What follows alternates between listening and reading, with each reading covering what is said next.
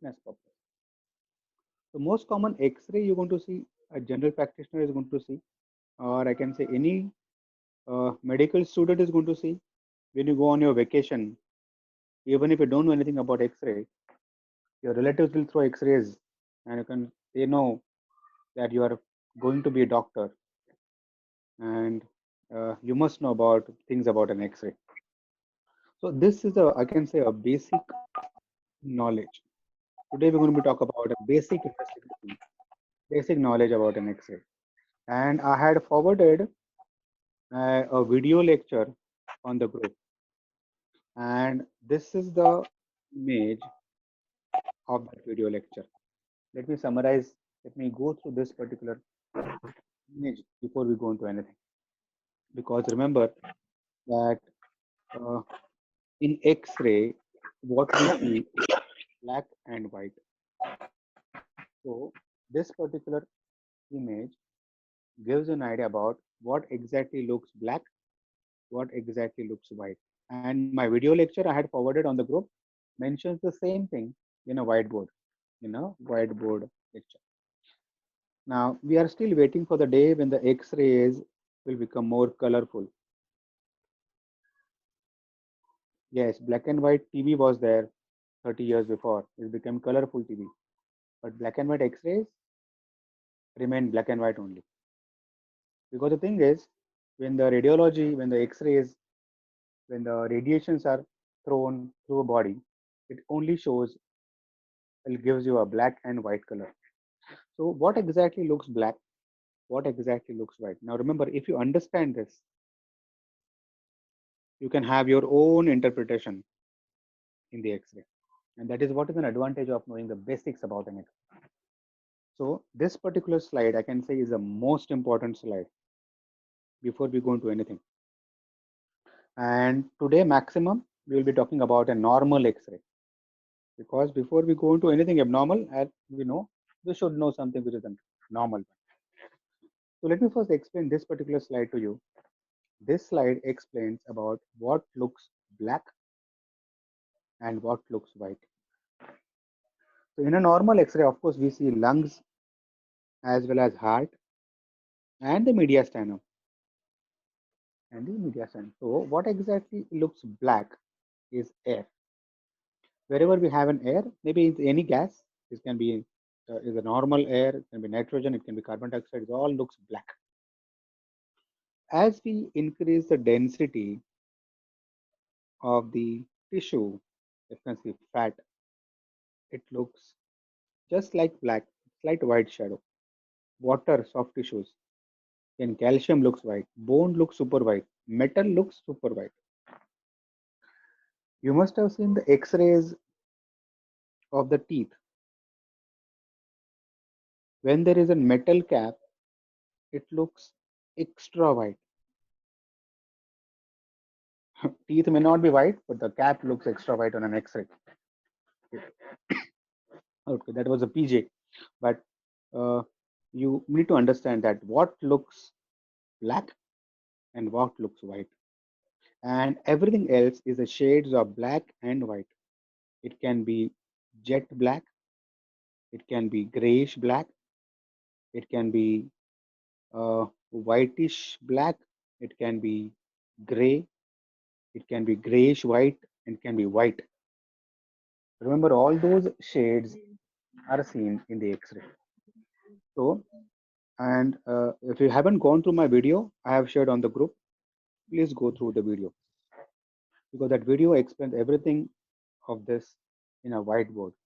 And we have summarized that in pneumonia, what will you see and why you see like that. In tuberculosis, what will you see in a conceptual manner. In an 30 to 60 minutes, we have explained that everything about an conceptual shadow. So you can take the screenshot right now and you keep on taking the screenshots in your mobile, share on the group for those who are not attending or those not able to attend rather. Everyone is interested into these clinical topics, but somehow the timing is a constraint and the other things are a constraint. So it is difficult to attend sometimes. But we wanted to give you a classroom feeling on your phone. That is what is the whole motivation behind all this. So remember, density is displayed on an X-ray, and all those things I'm going to show it to you right now in a normal X-ray. So let's say you may take the screenshot right now. If those who haven't taken the screenshot, then we can take things forward. Now let's go ahead with this slide. Now today, as we know, we're going to be talking about normal X-ray anatomy.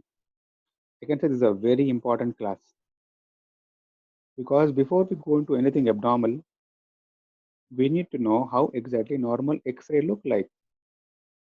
Of course, in X-ray, as we know, we have lungs and we have heart. But today I'm talking about everything that is seen in the X-ray. Today I'm going to be talking about the ribs, the mediastinum, the bronchus, the esophagus, in the heart itself, where exactly is the right ventricle, left ventricle, right atrium, left atrium, everything in a normal concept. So today's lecture is devoted to what is normal. And believe me, keep on taking the screenshot because this is the very important one. This will be the most important class. Because even if you know what is normal, we can find out what is an abnormal. Okay, this X-ray doesn't look normal. But for that, you need to know what exactly is normal. So this is what is an X-ray. I can say a normal X-ray. Let me first interpret some of the things that can be seen here. And then I'm going to go step by step. What exactly is white? What exactly is black? We have, okay. Of course, all of us know. Let's go in a broader perspective. So the right lung, left lung, that we all know. If you can say something here, a black shadow. Remember, what looks black that we discussed is an air. What looks white is a solid organ or a metal or a blood, or you can say the solid organ. So let's say this is what is something which is seen here is a trachea. Of course, I'm going to show it all these things to you right now, but let's say what exactly is seen in this particular thing. Of course, all this shadow is of the heart, is of the heart. Of course, now understand the base. This is what is the base of the lung. As all of us know, these are the angles called costophrenic angles and the cardiophrenic angles. These all angles need to be clear. The thing that you see here is the ribs. In a general concept, I'm going to show it all these things to you in a proper manner. And what is in the heart? Let's say, for example, what forms the right border of the heart? This is the right border of the heart, the left border of the heart. This is what is you can see aortic knuckle. This is where we can see the left atrium. This is the left ventricle. This is the right ventricle. And this is what is the base of the heart. Not only this, but we also see several things about bronchus and right bronchus and the left bronchus. To understand first, now let's say, for example, this is white in color. This is white. Of course, it's not jet white, but white. So because the heart has got blood, the solid organ.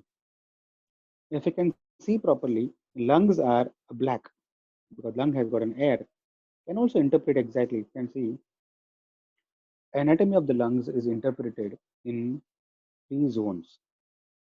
You can say upper zone, middle zone, and a lower zone. Upper zone, middle zone, and lower zone. Now, if you can see properly, the black density is much more in the upper zones than the lower zones. Is it normal, abnormal? Of course, it's all normal because if you can see, more air goes into the upper zones than the middle zones and the lower zones. So if you can see like this, in most of the patients having no symptoms, I can say this is what is normal. This is what is normal. So remember, whenever we are looking at any pathology in the lungs, we always look into the zones and we compare on the other side. And we compare on the other side. The upper zone, middle zone, and the lower zones. If you can also appreciate, if you can see, we have the red color. Yes. This is what is a right hemidiaphragm is slightly at the higher level than the left hemidiaphragm. This is also normal. Also normal. The reason behind that, we have a lever here. The lever pushes the diaphragm little bit above.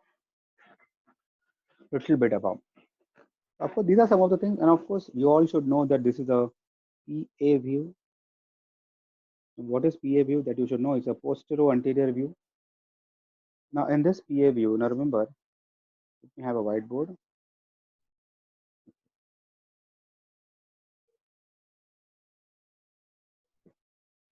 In the PA view, what exactly is a PA view? Our PA view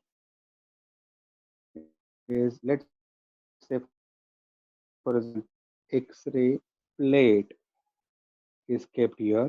The patient is standing here, and this is the side of posterior side of the patient. This is the anterior side of the patient, and X-rays are radiations are thrown like this. So radiations first go to the posterior aspect of the body and then go to the anterior aspect of the body. So this is called as an PA view. In a normal situation, all the X-ray tests are PA view. The reason behind that is, let's say, for example, heart is located anteriorly.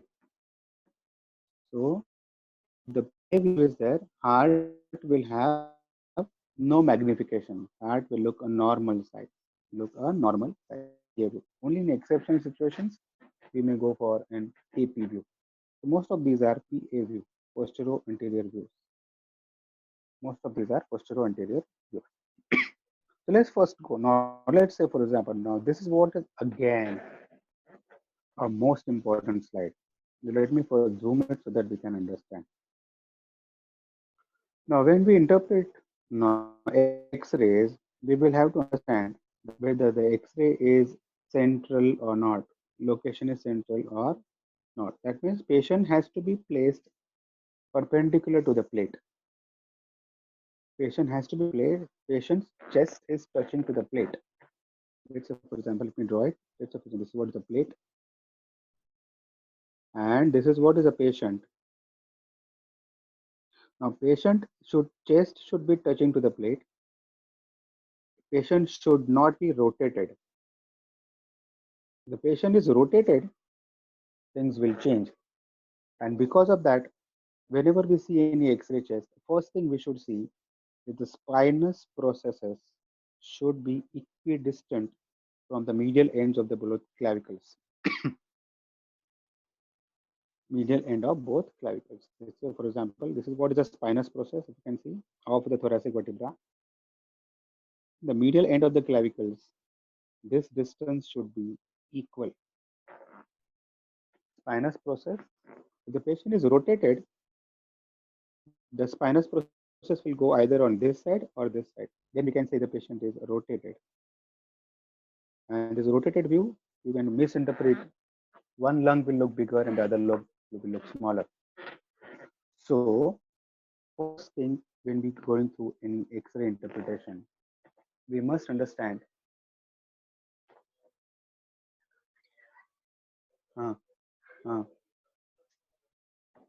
first thing we must understand that the spinous processes should be equidistant from the medial ends of the both clavicles. This is what is the spinous process. I'm going to show it in an actual X-ray. Show it to me, but you can take the screenshot right now. I'm going to go to the normal X-ray. You can take also to the screenshot right now. Let me understand it here. Same thing. Let me understand it here. Let's suppose this is what is the medial end of the clavicle. You can see what is the medial end of the clavicle. And this is what is the spinous process. So if you can see properly, the spinous process is equidistant from the medial end of the clavicles. Now this has to be, if the patient is rotated, let's say for example, this patient is rotated, the spinous process will look here, middle end of the clavicle, other end of the clavicle. This will not be equidistant. So This is what is an X-ray we were discussing about. You can see again in this, this is what the medial end of the clavicle, and these are the spinous processes. So a spinous process should be equidistant from, yes, spinous process should be equidistant from the medial end of the clavicle. That is what is an important one to understand whether the patient is rotated or not rotated. Because the patient is rotated, one lung will be closer to the plate and this lung will look abnormally large. You must understand that. So, enter the screenshot of this particular slide, assessing the rotation. What is this plate doing is assessing the rotation of the patient. How do you, remember this is what is not given in the books, but it's all purely clinical and practical. It's purely practical. So you need to understand first whether the spinous process is equidistant from the clavicle or not. I hope it is understood. If you have any doubt, you can just raise your hand because there are about 46 students today. Even if anyone is making some disturbance noises, everyone will go to hear. If you have any doubt, you can just raise your hand. I'll be unmuting you. Let's go to the next slide. Let's go to the next slide. Now remember, as we talked about, what exactly trachea looks like. Now this is what is a trachea. I have shown you in the picture. It's a black shadow above the heart. And it is a vertical black shadow. The vertical black shadow, and you can see the cervical vertebra ka spinous process here. It is very important to know the trachea because all of us know that in fourth year and final year, we always go for whether the trachea is central or not. In this session, I am going to discuss all normal X-ray today. So this trachea looks central. Trachea is central, and that is what is an important one. Because in some pathologies, trachea is shifted on the right side, or it can also be shifted on the left side. All of us know that sign, the tracheal shift. So take the screenshot right now, and if possible, share on the group. This is what is the location of the trachea. I have showed you in the previous X-ray already. This is what is in trachea. Now, all of us know that trachea divides into, one second. All of us know that trachea divides into right and left bronchus. So let me show you the bronchus, right as well as left. As you can see, this is what is a trachea. This was a trachea, and this divides into right and left bronchus. This is what is the right bronchus, left bronchus. Of course, it is not clearly seen because of the hard shadow. So the location of the right bronchus is here. If there is something in the right bronchus, let's say for example, it is a foreign body, like a pebble. Pebble is hard. It looks. Now don't write on the board. Just give me a second. Just give me a second. I'll just do something.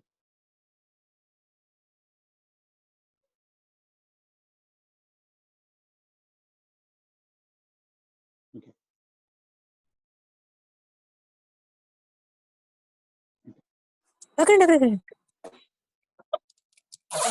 आऊंगा ना थी घर मुझे webinar चालू है x ray से हाँ थी એટલે બોલાઈ જા Okay.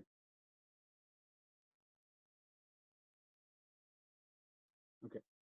Let's go. Yes, Praveen sir, I'm coming to you. Give me a minute. Give me a minute. Yes, sir. Do you have any doubt, Praveen sir? Take a second. I'll unmute you. Yes, sir. Do you have any doubt? हाँ yes Praveen sir sir? हाँ बोला ना. आवाज येतोय sir हो येतोय ना.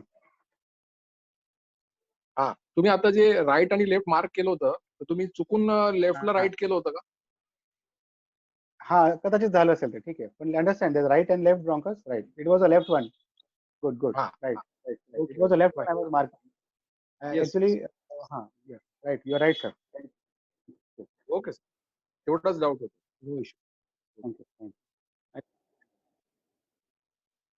Okay.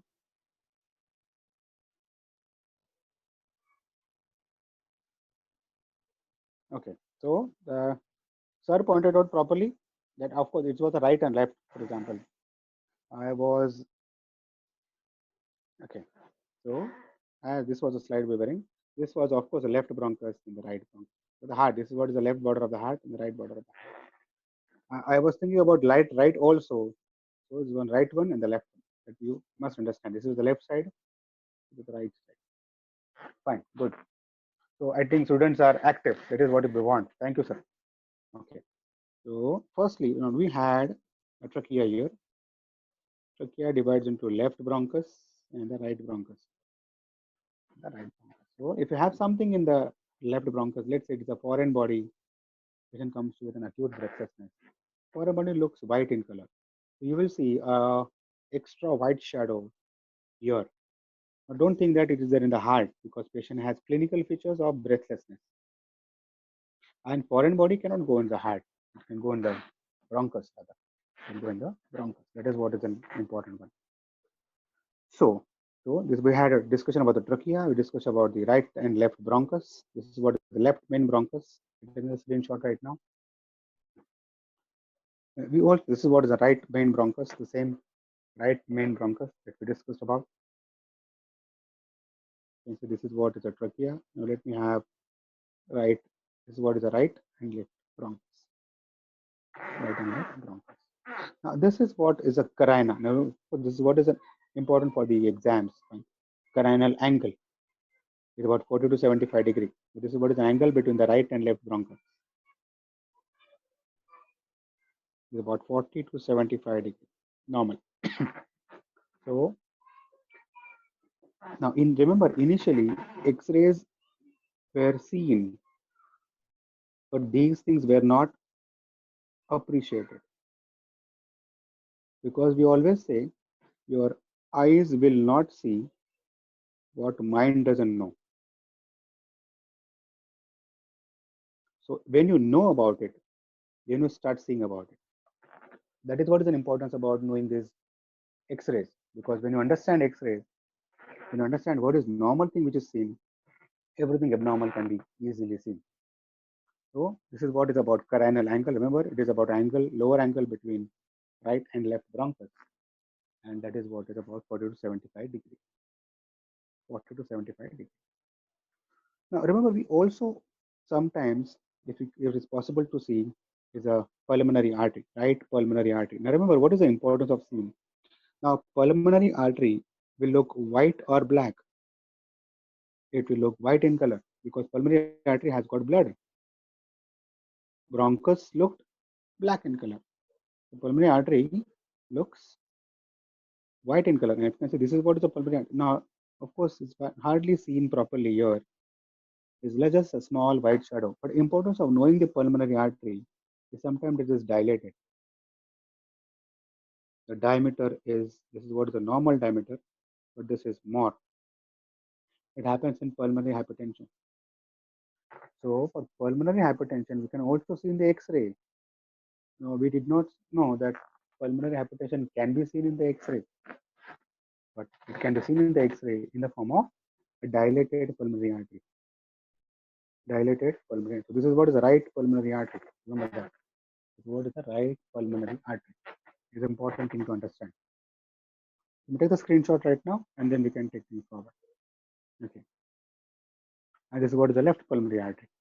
You see some white shadow like this. It can be a left pulmonary artery. Can be a left pulmonary artery. It is a screenshot, left pulmonary artery. Can be seen here. Now this is what is an aortic arch. Remember, in Viva, if you are in the final year, if you have an X-ray, first thing they want you to know is something called an aortic knuckle. This is what an aortic. This is what is an heart here, and we have an arch of aorta like this. So this is what is an aortic knuckle, commonly seen normally. In old age, you may see some calcification in it. Aortic knuckle calcification. That can also be the degenerative change in the aorta, maybe atherosclerosis. you can see the aortic knuckle prominence. Sometimes in hypertension, we see very commonly aortic knuckle is more prominent, but it can also be prominent even without hypertension. Even without hypertension, also it can be prominent. So this was the location of an aortic arch. Aortic arch. This is what looks like an aortic knuckle, and because there is a heart and the aortic knuckle, aorta goes like this. So this is what an aortic knuckle can be seen in most of the X-rays. Most of the X-rays. Now, where exactly is the descending aorta seen? Remember, this is what is an arch of aorta, and this is where we have the descending aorta. Sometimes a small white shadow is seen behind the heart, can be a location of descending aorta, can be a location of descending aorta. Of course, it's not seen very clearly, but this location is here. Location is here. Now, we also have the small gap between aorta and pulmonary trunk, and that is what is called an aortopulmonary window. Maybe more or less theoretically important. This is what is an aorta, this is what is a pulmonary trunk. So there is a gap between aorta and pulmonary trunk called as an aortopulmonary window. Not that important. Not that important. It's an aortopulmonary window. Screenshot right now. Now let's go to the border because this is what is more important. This is what is the right border of the heart, mostly formed by the right atrium and a small part of the right ventricle. So most of the time, the right atrium forms the right border. The right border. The right atrium. So let's say, for example, there's some problem with the right atrium. It will dilate like this. So if you have right border of the heart going more on the right side, it is the right atrial dilatation. It is the right atrial dilatation. And if this is the right atrium, imagine what this would be. The superior vena cava. Simple. Can be superior vena cava. This is what is the border, the right border of the heart, mostly formed by a right atrium. A left border of the heart, mostly formed by left ventricle that we all know about. Is the left ventricle. Left ventricle. So let's say most common thing what you're going to find on the X-ray is a dilatation, or I can say left ventricle going more laterally. Now this is what is the most common finding in old age, in hypertensive patients and all those things. You can see the left ventricular hypertrophy, and you can see the left border of the heart going more laterally. It is the left border of the heart going more laterally. That is what is left ventricle. Left ventricle, right. You can take the screenshot and keep it for your reference. Upload it on a Google Drive. You can keep it for your reference. Do we have right left atrium seen? Left atrium. So this is what is a left ventricle. But a small thing is seen is a left atrium. Remember, left atrium in X-ray is very important because all of us know that the most important valvular disorder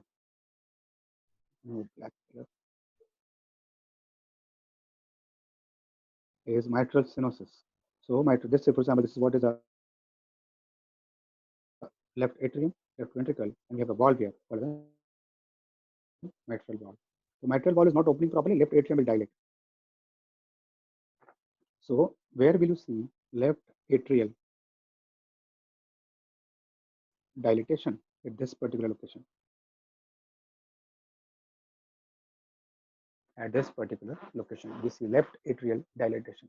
And remember, the finding in mitral stenosis is called as an straightening of the left border of the heart. Left border of the heart becomes straight. Normally, it is a curve like this. Let me have a yellow.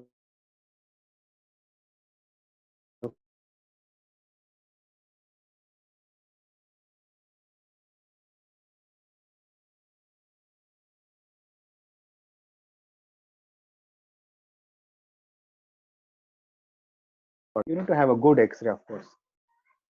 You need to have digital X-rays and good X-rays to interpret all those things properly. So, location of the left atrium is here. Well, this is what is a left ventricle as well as left atrium. Right. So that was about left border of the heart. Now remember, this was again important. Again, if you are giving exam, this is very important. Something called as an cardiothoracic ratio, called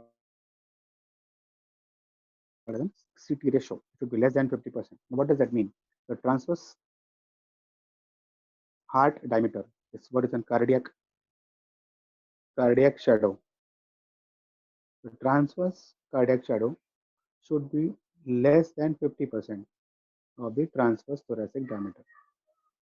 If you can see, compare, this is also normal. Some commonly in exam, if you're giving in a final year exam, the CT ratio.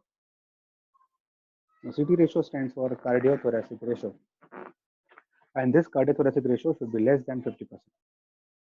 Should be less than 50%. And again, how do you see? You can see the largest transverse diameter of the heart compared with the largest transverse diameter of the chest. CT ratio. Because in commonest finding in the cardiology is cardiomegaly. If it is a cardiomegaly, the ratio is going to change. The ratio is going to change. So this is what is an important finding in a normal X-ray. We see about the cardiothoracic ratio. I take the screenshot right now. Cardiothoracic ratio. Let's count the ribs, anterior ribs in the full inspiration. First rib, we have counting the ribs is also very important so that we can understand whether the X-ray is full inspiration or full exhalation. Full inspiration or full exhalation. So the anterior ribs, full inspiration. If you can see, diaphragm normally looks at the 7th or 8th rib. In case of full inspiration, diaphragm is there at 7th or 8th rib. This is full inspiration. Take the screenshot you have.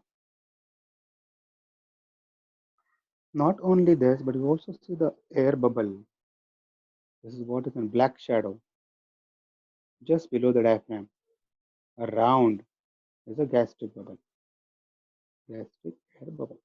What is also important in some of the surgical X-rays, this will be important.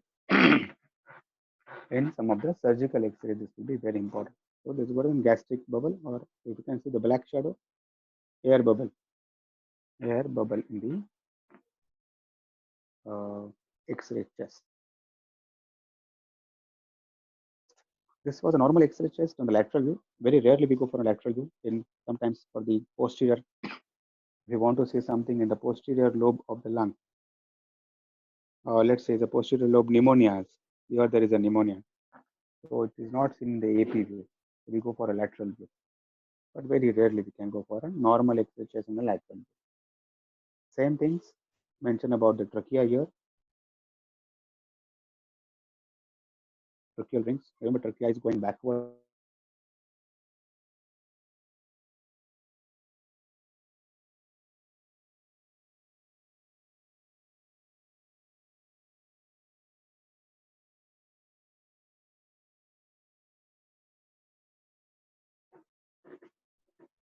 We also have two hemidiaphragms. You can see one diaphragm going like this, other diaphragm going like this. Two hemidiaphragms. Two hemidiaphragms. Gastric air bubble, air bubble. Aortic arch seen a little bit more clearly because from anteriorly it is going backwards. There's an aortic arch. Aortic arch, right? Aortic arch. We also have a left pulmonary artery. You just take the screenshots that you can keep it for your reference. You also have left upper lobe bronchus is seen in a cross section. Is a very circular shadow. They already have marked it, so it is difficult to remove it. So left upper lobe bronchus, right pulmonary is very difficult to understand, but just for your reference, it is lateral X-rays are typical. If you can see properly, this was an hard shadow going more of the anterior. Heart is almost touching to the chest or the breastbone or the sternum, that you all know. left atrium is seen here. I took a screenshot right now. Lateral X-ray is left atrium. You also have left ventricle. Small part of the left ventricle can be seen. Now, if the meeting gets disconnected, please connect again on the same. If it gets disconnected, connect again on the same ID or same link. I just we can finish the normal part today, and then we can go to the abnormal parts. If it gets disconnected, I can say it can be get disconnected in some time, but connect again. Connect again. So this is what is an inferior vena cava. Inferior vena cava. Oblique fissures of the lungs can be seen. Sometimes there can be prominent of the oblique fissures in case of pulmonary edema. So sometimes oblique fissure can be seen sometimes in a normal X-ray.